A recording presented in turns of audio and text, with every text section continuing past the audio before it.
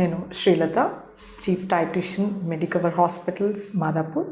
బేసిక్గా డయాబెటీస్ ఉన్న వాళ్ళు ఏంటంటే ఫైబర్ కంటెంట్ అనేది డైట్లో ఎక్కువగా ఉండేలాగా చూసుకోవాలి.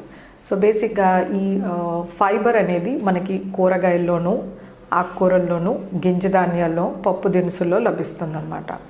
సో మనం ఫైబర్ కంటెంట్ ఎక్కువ తీసుకున్నప్పుడు మనకి షుగర్ అనేది బాగా కంట్రోల్లో ఉంటుందన్నమాట.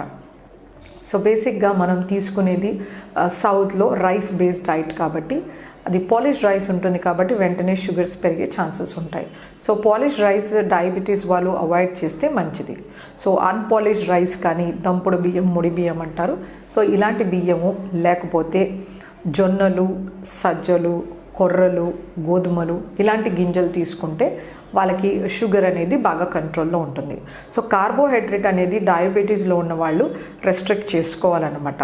సపోజ్ నార్మల్ పర్సన్ ఒక 100 grams రైస్ తీసుకోవచ్చు అయితే ఆర్ వీట్ తీసుకోవచ్చు అయితే, డయాబెటీస్ ఉన్న వాళ్ళు మాత్రం ఒక 60 నుండి 75 grams లంచ్ అండ్ డిన్నర్లో తీసుకోవాల్సి ఉంటుందన్నమాట.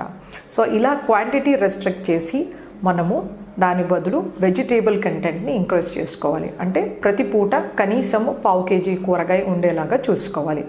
అలాగే పచ్చి కూరల సాలడ్, ఒక ఉల్లిపాయ కానీ, టొమాటో, కీరా దోసకాయ, క్యాబేజ్, క్యాప్సికమ్ ఇలాంటివి కట్ చేసి పెద్ద గిన్నె నిండా సాలడ్ రూపంలో ఇవ్వాలన్నమాట. అలాగే దాల్స్ అనేవి మోస్ట్ ఇంపార్టెంట్. ప్లాంట్ బేస్డ్ ప్రోటీన్లో ఏంటంటే ఫైబర్ కంటెంట్ ఎక్కువగా ఉంటుంది, ప్రోటీన్ కూడా ఉంది. సో అందుకని చోలే కానీ, రాజ్మా, లోబియా, నల్ల శనగలు, బొబ్బర్లు ఇలాంటివన్నీ గింజ ధాన్యాల్ని కూర రూపంలో కనుక ఇస్తే కనుక ప్రోటీన్ ప్లస్ ఫైబర్ అనేది బాగా లభిస్తుంది. అలాగే మనము ఆకుకూరల్లో కూడా మంచి ఫైబర్ ఉంటుంది. సో డయాబెటీస్ ఉన్నవాళ్ళు ప్రతిరోజు 100 grams ఆకుకూర ఉండేలాగా చూసుకోవాలి. సో బేసిక్గా మనము కార్బోహైడ్రేట్ని తగ్గిస్తున్నాము, పిండి పదార్థాన్ని తగ్గిస్తున్నాము. అలాగే వీటిలో పిండి పదార్థంలో రీఫైండ్ ప్రోడక్ట్ ఏదైతే ఉంటుందో అది కంప్లీట్గా అవాయిడ్ చేయాల్సి ఉంటుంది. సో రీఫైండ్ కార్బోహైడ్రేట్ అంటే మైదా బేస్డ్ ప్రోడక్ట్స్. అది సేమియా ఉండొచ్చు, ఉప్మా రవ్వ, బొంబాయి రవ్వ ఉండొచ్చు, నూడిల్స్ ఉండొచ్చు, స్పాగెట్టి, బ్రెడ్, బిస్కెట్, బన్స్, డోనట్స్ ఇలాంటివన్నీ మైదాతో చేస్తారనమాట. సో ఇలాంటివి వాళ్ళు అవాయిడ్ చేయాల్సి ఉంటుందన్నమాట. అలాగే నేను చెప్పినట్టు కాంప్లెక్స్ కార్బోహైడ్రేట్స్ అవి సీరియల్స్ కానీ, మిల్లెట్స్ కానీ, గింజ ధాన్యాలు పొట్టు ఉన్నవి సెలెక్ట్ చేసుకుంటే కనుక మంచి ఫైబర్ లభిస్తుంది అనమాట. సో బ్రేక్ఫాస్ట్లో అన్ని south Indian, north Indian food items తీసుకోవచ్చు.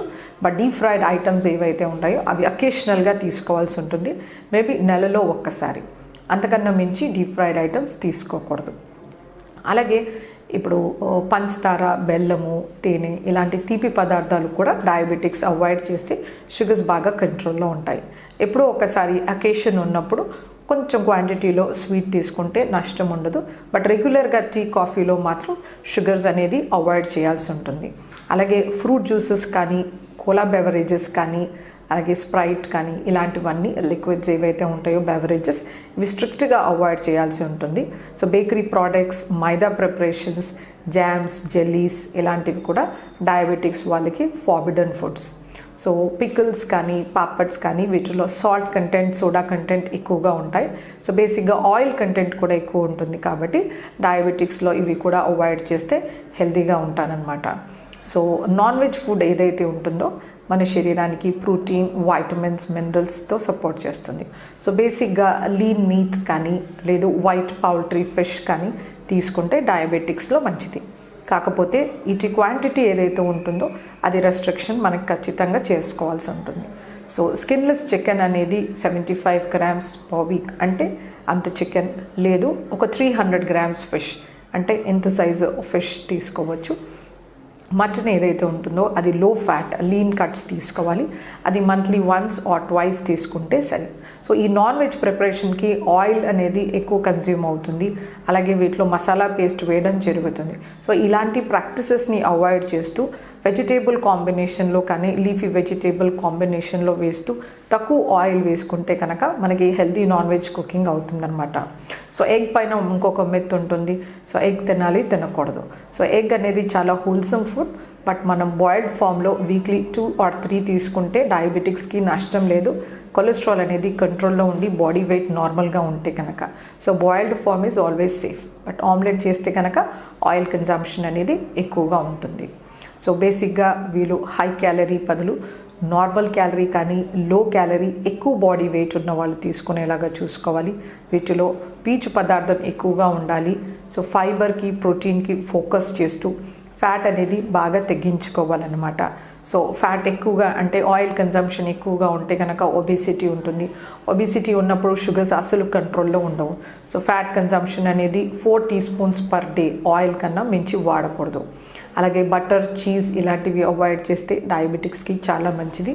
సో వాకింగ్ అనేది చాలా ఇంపార్టెంట్. ఆర్ ఎక్సర్సైజ్ అనేది కూడా ఇంపార్టెంట్. సో ప్రతిరోజు 1 hour ఎక్సర్సైజ్ చేస్తూ నేను చెప్పినట్టు డైటరీ రిస్ట్రిక్షన్స్ ఫాలో చేసుకుంటే కనుక డయాబెటీస్ని కంట్రోల్లో పెట్టుకోవచ్చు. డయాబెటీస్ ఉన్న వాళ్ళు కొన్ని జాగ్రత్తలు తీసుకోవాలి. సో ముఖ్యంగా ఏంటంటే వాళ్ళకి బ్యాలెన్స్ డైట్, నేను చెప్పినట్టు low calorie, high fibre, moderate protein, లో ఫ్యాట్. దీంతోపాటు వాళ్ళకి ఫ్లూయిడ్స్ పైన ఫోకస్ బాగా ఉండాలన్నమాట. సో లిక్విడ్స్ ఎక్కువ తీసుకుంటూ ఉండాలి. సో అది మజ్జిగైనా ఉండొచ్చు ఉప్పు లేకుండా, లేదు ప్లెయిన్ వాటర్ కానీ, green tea without sugar, honey, లేకపోతే తేటగా ఉండే కొబ్బరి నీళ్ళు తీసుకోవాలి. ఫ్రెష్గా ఉండాలి. అది టర్బిడ్గా ఉండేసి మబ్బుగా ఉండకూడదు. సో ఇలాంటి టెండర్ కోకోనట్ వాటర్ 1 glass తీసుకోవచ్చు. సో బార్లీ వాటర్ అయినా పర్వాలేదు, లేదు సీజన్ వైజ్గా సూప్స్ అయినా సరే వీళ్ళకు అడిక్వేట్ హైడ్రేషన్ అనేది ఇంపార్టెంట్. సో ఈ ఫ్రీక్వెంట్ హైడ్రేషన్ తీసుకుంటే కనుక వాళ్ళకి ఆకలి అనేది తగ్గుతుంది. హంగర్ ప్యాన్స్ అనేవి ఉండవు అన్నమాట. సో కార్బోహైడ్రేట్ రిస్ట్రిక్షన్స్కి ఈజీగా ఉంటుంది. అలాగే డయాబెటిక్స్లో ఏంటంటే ఎక్సర్సైజ్ అనేది చాలా ఇంపార్టెంట్. సో ప్రతిరోజు 1 గంట సేపు ఎక్సర్సైజ్ కానీ, వాకింగ్ కానీ, ఒక స్పోర్ట్స్ అనేది అడాప్ట్ చేసుకోవాలన్నమాట. సో దీనివల్ల మన ఎక్సెస్ బాడీ ఫ్యాట్ అనేది బాగా కరుగుతుంది. అలాగే మసిల్ అనేది బాగా స్ట్రెందీగా ఉంటుంది. సో షుగర్స్ అనేవి బాగా కంట్రోల్లో ఉంటాయన్నమాట. సో ఎటువంటి వ్యాయామం ఏదైనా 1 గంట సేపు ఖచ్చితంగా డయాబెటిక్స్ చేసుకోవాలి. So last but not the least, డయాబెటిక్స్కి డ్రగ్స్ అనేది చాలా ఇంపార్టెంట్. సో మనకి డయాబెటీస్ కంట్రోల్లో లేనప్పుడు, లేదు బార్డర్ లైన్ కంట్రోల్లో ఉన్నప్పుడు డ్రగ్స్ అనేది చాలా ఇంపార్టెంట్. సో మనకి డాక్టర్ రికమెండ్ చేస్తారనమాట. బేసిక్గా ఇది బార్డర్ లైన్లో ఉంది, డైట్ అండ్ ఎక్సర్సైజ్తో కంట్రోల్ అవుతుంది అని వాళ్ళు చెప్తేనప్పుడు మనకి డ్రగ్స్ అవసరం లేదు. బట్ ఎప్పుడైతే మనని డ్రగ్స్ పైన మన diabetic physician are diabetologist place చేస్తారో అప్పుడు మనం ఖచ్చితంగా ఆ డ్రగ్స్ని తీసుకోవాలి.